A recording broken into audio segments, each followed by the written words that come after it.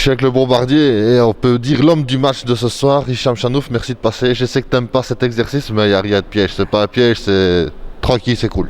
Ouais, pas de souci.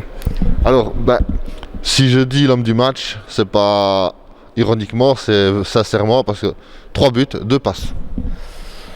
Oui, aujourd'hui, on va dire que j'étais un peu en forme, mais après, c'est toute l'équipe. Aujourd'hui, on a montré un peu plus de grinta par rapport aux autres années. Et ouais, c'est un peu toute l'équipe, parce que pour marquer, il faut ressortir des passes. Donc on va dire que c'est toute l'équipe qui était à 100% aujourd'hui. Alors, par rapport à la semaine passée où là, c'est Hasebrouck qui a marqué directement, ici c'est le contraire. C'est vous qui avez directement pris l'ascendant. Un avantage psychologique en mettant un peu l'Aestre justement un peu groggy. Ils reviennent à 1-1. Vous faites 2 direct. Vous faites 2 en reprise directe de deuxième mi-temps. Ils peuvent faire le 2-2 et boum, vous faites un contre et c'est le 3-1. Oui, il y a eu des faits de match, on va dire. Après, c'est le futsal. Ça peut aller très vite d'un sens comme de l'autre. On a bien vu, c'était je pense 5-2 ou 5-3 et ils reviennent à 5-4. On a eu difficile, donc ouais, c'est des faits de match. Donc heureusement, cette fois-ci, c'était à notre avantage. Mais c'est vrai qu'en général, on commence pas très bien les premières mi-temps. Mais là, on a su marquer assez rapidement, donc ça nous a soulagés.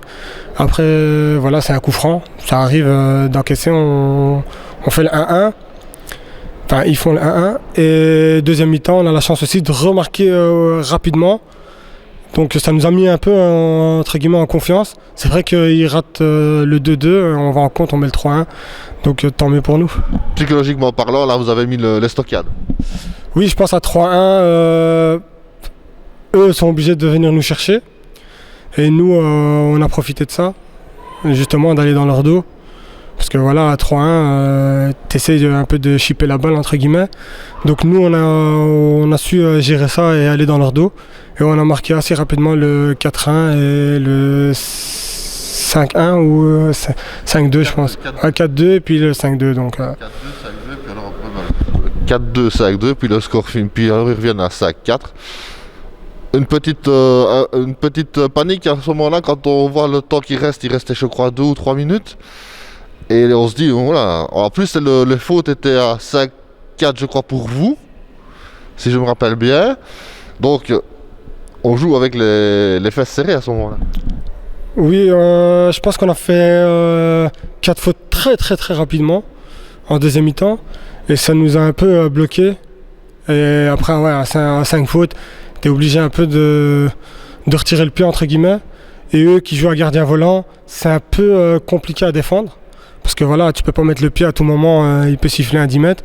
Donc tu essaies de faire un peu attention et de pas encaisser aussi en même temps. Donc c'est vrai que c'était un peu difficile à défendre. L'Aestre aujourd'hui avait quand même un espion de qualité qui vous connaît sur le bout des doigts. Ouais, notre ancien capitaine qui a signé à Hoboken en même temps que moi. Donc c'est comme un grand frère pour moi. Et oui, il connaissait un peu nos phases de jeu. Donc on a dû un peu rectifier ça le lundi à l'entraînement. Mais voilà, après, ça m'a fait très plaisir de le voir. Ça doit être quand même particulier de jouer contre on peut pas dire un adversaire, parce que c'est plus qu'un adversaire, c'est un ami quasi, parce que avec toutes les années que vous avez vécues ensemble, les titres que vous avez récoltés, et comme tu dis, vous avez signé ensemble, ça doit être bizarre. Ouais, honnêtement, ça fait très bizarre, parce que j'ai déjà eu ça avec certains joueurs, mais là, ça fait je pense 10 ans où c'était tous les lundis, vendredis ensemble. Donc ouais, honnêtement, ça faisait très mal de jouer contre lui. Après, toute la semaine, on l'a pris à la rigolade. Il me disait vas-y mollo. Et... Tantôt, 35 ans, c'est bien vu. Ouais, mais après, voilà, au futsal, ça veut rien dire. Hein. C'est un peu plus de jeu de positionnement, etc. Donc voilà, c'était très compliqué de jouer contre lui. Mais après voilà, c'est le futsal, donc par moment on oublie un peu tout ça. La semaine passée, j'ai interviewé justement Mustapha Abassi, un ancien aussi de la maison et qui a encore énormément de qualité et a énormément apporté au futsal, comme Antoine qui va apporter aussi au futsal énormément, comme toi Hicham, hein, qui apporte toujours et qui apportera, parce que à mon avis, des joueurs comme vous, c'est fait pour être coach après. Il ne faut pas rester sur le carreau après. Après la carrière de joueur, il y a la carrière d'entraîneur.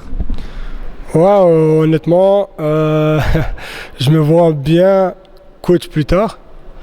Peut-être le T2 de Mousse. Parce que voilà, lui il a plus d'expérience que moi. Il a plus d'expérience que moi bien sûr et on apprend tous les jours hein, dans le futsal. C'est jamais acquis donc tout le temps des nouveautés. C'est ça qui est chouette dans ce sport-là. Et après ouais voilà, pourquoi pas plus tard être coach. Une trajectoire à la Karim Akajoua que j'ai connu moi en tant que joueur et que maintenant que je connais comme coach. J'allais revenir à ça justement. Karim il a joué je pense 5 saisons avec moi et maintenant c'est mon coach. C'est aussi un peu particulier entre nous mais voilà il a su gérer ça à sa façon et voilà chacun rapporte sa touche quoi. Donc chaque coach a sa manière de travailler et pour l'instant ça nous réussit bien et j'espère que ça va continuer comme ça. Merci Hicham et franchement tu étais super bien à l'aise, détendu, cool, relax. Merci à toi. Merci à toi. Salut.